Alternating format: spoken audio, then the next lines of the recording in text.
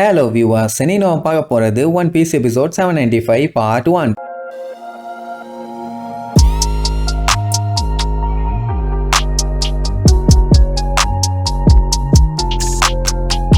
Open பண்ணா அந்த sweet சிட்டியை காட்டுறாங்க. அங்க நியூஸ் பேப்பர்ல நியூஸ் பரபரப்பா போயிட்டு இருக்குது. எல்லாம் நம்ம ஜிம்பைய வச்சுதான். என்னன்னா பிக் மாமோட க்ரூவை விட்டு அவன் போறதா சொல்லிட்டு இருந்தாங்கல்ல. ஆனா இப்போ அந்த ரெக்வஸ்ட்ல இருந்து பின்வாங்கிட்டானாமா. இத படிச்சு பார்த்துட்டு ஊர் மக்கள்லாம் பயங்கரமா அவனை கிண்டல் பண்ணுவாங்க. நல்ல மனுஷன் தான், ஆனா சரியான பைந்தாங்கோலி போல. க்ரூவை விட்டு போன உடனே பிக் மாம் பெரிய ஆப்பா வச்சிருப்பாங்க. அதனாலதான் மறுபடியும் வந்துட்டான் பைந்தாங்கோலி பையன். பிக் மாம் எவ்வளவு பெரிய ஆளு, அவங்களுக்கு கீழே இருந்தா எவ்வளவு சலுகை கிடைக்கும். இவன் என்ன லூசா எப்படி பண்ணிட்டு இருக்கான் அப்படி இப்படின்னு அவனுக்கு இஷ்டத்துக்கு வாயில அடிச்சு விடுவானுங்க. அண்ட் அது மட்டும் இல்லாம சியோட ஃபர்ஸ்ட் சன்னு அவன் மேல ஏகப்பட்ட மரியாதை வச்சிருந்தாங்களாமா. ஆனா இப்போ இப்படி ஒரு வேலைத்தனத்தை அவன் பண்ணதை பார்த்த உடனே அவன் மேல இருந்த மரியாதையே போச்சும்பாங்க. மொத்தத்துல அவன் ஒரு கோலை துரோகின்னு வண்டையா வாயில வந்ததெல்லாம் சொல்லி திட்டுவானுங்கன்னு வைங்க. இந்த நியூஸ் பேப்பரை படிச்ச ப்ரூக்கு பெரிய ஷாக்கு. இந்த மாதிரி ஜிம்பை பிக் மாமுக்கு கீழே வேலை பார்த்துக்கிட்டு இருக்கான்னு. ஏன்னா அவங்களுக்கு இந்த மேட்டர் எல்லாம் தெரியாது. அதுக்கப்புறம் தான் இன்னொரு விஷயம் தெரிய வருது. லூஃபி ஃப்ரெண்ட்ஸ் எல்லாம் ஃபிஷ்மேன் ஐலாண்டுக்கு போனப்போ அந்த ஐலாண்டை ப்ரொடெக்ட் பண்ணிட்டு இருந்தது பிக் மாம் தான். சோ ஜிம்பை அவ கூட ஜாயின் பண்ணதுனால தான் அந்த ஐலாண்ட அவ பாதுகாத்துட்டு இருந்திருக்கா. பெட்ரோ அதுக்கு மேல ஷாக் ஆவான். ஏன்னா ஜிம்பை 7 பார்லால ஒரு ஆளு.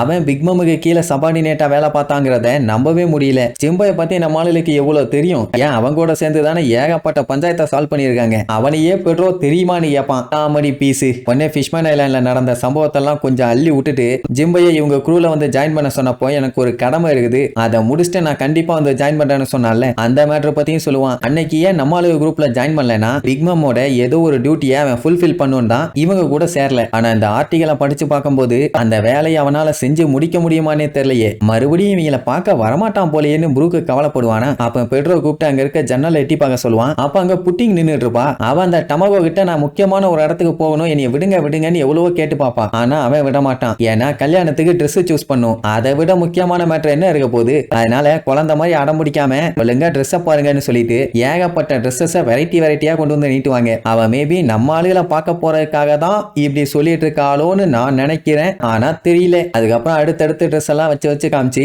அது நல்லா இருக்கு இது நல்லா இருக்குன்னு அவளை அப்படியே அலேக்கா டைவர்ட் பண்ணிடுவாங்க. இங்க இவங்க ரெண்டு பேத்துக்கும் ஒன்னும் புரியல. ஏன்னா இந்நேரத்துக்கு அவன் நம்ம ஆளுக கிட்ட இருக்கணும். இங்க இருக்கான்னா அவளை செக்யூரிட்டி கார்டுங்க விட மாட்டேங்கிறானுங்க. ஆனா சஞ்சயை கூப்பிட்டுக்கிட்டு லூஃபியை மீட் பண்ண அவன் எப்போ போயிருக்கணும். இவ இன்னும் போலனா சஞ்சய்க்கு இந்த மேட்டரை பத்தி தெரிஞ்சிருக்க கூட வாய்ப்பே இல்ல. நம்ம ஆளுங்க என்ன பண்ணிட்டு இருக்காங்கன்னு தெரியலையே. அண்ட் இன்னொரு ஷாக்கு, இவங்க கப்பல்ல வரும்போது அங்க கரையில சஞ்சய பார்த்திருப்பாங்க. அவனுக்கு மேட்டரே தெரியலனா அப்ப அங்க பார்த்தது யாரு? ஏதோ சரியில்லையே. மேபி வேற யாரையாச்சும் பார்த்திருப்பாங்களான்னு டிஸ்கஸ் பண்ணிட்டு இருக்கும் போது உள்ள இருக்க அந்த டமகோவை பார்த்துட்டு பெட்ரோ செம்மையா ஷாக் ஆயிருவான். ரெண்டு பேர்த்துக்கும் ஒருத்தனை தெரியும்னு வைங்க. அப்ப டமகோ கிட்ட அவனோட அல்ல கைங்க எல்லா மேட்டரையும் ஒண்ணு விடாம அப்படியே ஒப்பிப்பானுங்க. மொத விஷயம் நம்மளுக்கு அந்த சாக்லேட் அவனுக்கு வந்து சேர்ந்தாங்கல்ல அந்த மேட்ரு, அவ்வளவுதான் வாய பொழந்துருவானுங்க. எது இந்த மேட்டர் அவங்களுக்கு தெரிஞ்சு போச்சான்னு. அண்ட் அவங்களுக்கு வழி காமிச்சு இவ்வளவு தூரம் கூப்பிட்டு வந்ததே பெக்கோம்ஸ் தான். ஆனா அவரை காணும்னு வேற சொல்லுவானுங்க. அதை கேட்டுட்டும் வாய பொழந்துருவானுங்க. ஏன்னா அந்த மேட்டரையும் பக்காவா சொல்றானுங்களே. அதுக்கப்புறம் 4 பேர் அந்த செடியூசிங் வுட்ஸ் ஃபாரஸ்ட்டுக்குள்ள போயிருக்காங்கன்னு 4 பேர்த்தோட போட்டோவையும் பக்காவா காமிப்பானுங்க. இது அதுக்கு மேல ஷாக்கு.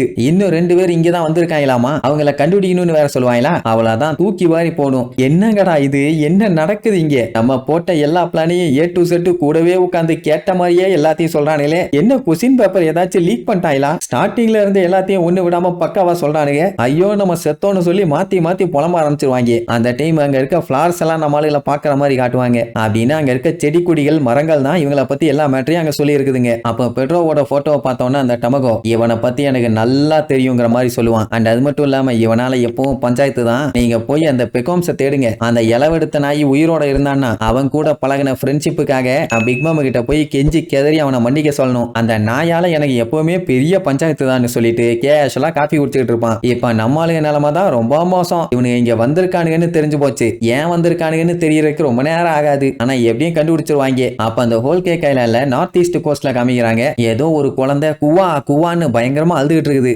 அப்ப அந்த கெப்போன் வந்து மூஞ்ச கஞ்சகன்றாவி எல்லாம் மாத்தி குழந்தைய சிரிக்க வைப்பான். அதுக்கப்புறம் தான் தெரியுது அந்த கெப்போனோட குழந்தைன்னு. அவனோட ஒய்ஃப் யார் தெரியுமா? சார்லட் சிஃபோன். அதான் சார்லட் ஃபேமிலியில 22வது டாட்டர். அத்தனை அடியாளுகளை நிக்க வச்சுக்கிட்டு ஜாலியா அவன் குழந்தைய கொஞ்சிட்டு இருப்பான். இப்படி குழந்தைய கொஞ்சிருக்கு இருக்கிற மலை உச்சிக்கு வந்திருக்கான்னு பார்த்தா அங்கதான் பெக்கோம்ஸ் இருக்கான். அவன் இவங்க பண்றதெல்லாம் பார்த்துட்டு டேய் பேசாம நீ சுட்டு கொன்றுங்கடா, இந்த கருமத்தெல்லாம் என்னால பார்க்க முடியல, ரொம்ப ரொம்ப கொடூரமா இருக்குதுன்னு காரிட்டு துப்புவான். உன்னை கேப்போன்னு உன் நிலைமைய பாத்தியா, இப்பதான் என் பையன் பிறந்தான், இப்பதான் நீயும் சாக போற, எப்படி இந்த கலை நயம் பெயிண்டிங் மாதிரி இல்ல? ஆனா என்ன பண்றது, போன டைம் நான் உனக்கு சான்ஸ் கொடுத்தேன், ஆனா நீ அப்படியே ஓடாம இப்ப திரும்பி வந்துட்ட, வாட்டுடும்பா. ஏண்டா விளக்கண்ண, முதுகுல 300 புல்லட் இறக்கிட்டு சான்ஸ் ஆடா கொடுத்த சான்ஸ் வாயிலேயே மிதிப்பேன், வற்றுப்பி மாட்டேன்னு பச்சை பச்சையா திட்டுவான். அட அந்த ஜோவுல இவனோட ஃபேமிலி எல்லாத்தையுமே காப்பாத்துறாங்கிறதுக்காக சஞ்சய் தப்பிக்கிறதுக்காக ஹெல்ப் பண்ணியிருக்கான். இந்த மேட்ரு மட்டும் பிக் மாமுக்கு தெரிஞ்சதுன்னா எப்படியும் இவனை கொல்லத்தான் போறாங்க. அதனாலதான் முன்னாடியே அவனை கொன்னுட்டு சஞ்சயை தூக்கிட்டு வரக்கு அவன் பிளான் பண்ணிட்டான். பிசினஸ்ன்னு வரும்போது கம்பவுண்டுக்கு எப்பவுமே நீதி நேர்மையோட இருக்கணும். ஒரு வேலையை கொடுத்துருக்காங்கன்னா அந்த வேலையை பொறுப்பா முடிக்கணும். ஆனா நீ அதை மீறிட்ட, அதனால உன்ன மாதிரி ஆளுக்கு இந்த மாதிரி இடத்துல சாகிறதான் கரெக்ட். இங்க விழுந்தினா உன்னால தப்பிக்கவே முடியாதுன்னு சொல்லி அந்த கடலை காட்டுறாங்க. பார்த்தா ஏகப்பட்ட சுறா மீனுங்க அப்படியே அங்க எங்கன்னு சுத்திட்டு இருக்கும். சொல்ல போனா இதுங்கெல்லாம் முரட்டு சுறாங்க, அடிச்சதுன்னா அப்படியே கவிக்கிட்டு போயிடும். சோ இப்ப இங்க இருந்து அவனை சுட்டு தள்ள போறான். சாகருக்கு முன்னாடி கடைசியா ஏதாச்சும் சொல்லணுமான்னு சொல்லி கேட்பான். பெகோம்ஸ் எதுவும் பேச மாட்டான், குரு குரு குரு குரு குருன்னு பயங்கரமா லுக்கு விடுவான். அந்த டைம் மறுபடியும் அந்த கெப்பானோட பையன் காட்டுத்தனமா அழ ஆரம்பிச்சிருவான். அப்ப பெகோம்ஸ், நீ பிக் பம் ரொம்ப அண்டர் எஸ்டிமேட் பண்ணிட்ட, உனக்கு இருக்குடா ஆப்புன்னு சொல்லும் போதே பொட்டுன்னு ஒரு போடு, அவ்வளவுதான். அப்படியே தெரிச்சு கடல்ல போய் விழுவான். ஏகப்பட்ட ஷார்க்குங்க அவனை கவரக்காக வெறிகுண்டு வருங்க. அப்படியே கட் பண்ணி நம்ம லூஃபியை காட்டுறாங்க. அவன் விரட்டு விரட்டு விரட்டு விரட்டுன்னு சஞ்சியை விரட்டி தள்ளுறான். அவனுமே 4 காலில் ஓடிட்டு இருக்கான். அண்ட் அது மட்டும் இல்லாம மரத்து மேல குரங்கு மாதிரி எல்லாம் தவிட்டு இருப்பான். ஏண்டா சஞ்சி, உனக்கு என்ன மூளையில குழம்பி போச்சா, ஏன் இந்த மாதிரி பண்ணிட்டு இருக்கேன்னு கேட்டுட்டு இருக்கும் போதே இடையில புட்டிங் கூச்சு ஓடிட்டு இருப்பான். அவளும் குரங்கு மாதிரியே தான் கூச்சு ஓடுவா. என்னாச்சு உனக்குன்னு கேட்டதுக்கு திரும்பி பார்த்துட்டு ஒரு கத்துவா பாக்கணுமே, நம்ம பயிலுக்கு அப்படியே அள்ளு விட்டுரும். அதுக்கப்புறம் அடுத்தடுத்து இவன் கண்ணு முன்னாடியே எல்லாம் தப்பிச்சு ஓடிட்டு இருந்தவனே அவனுக்கு செம்ம காண்டாயி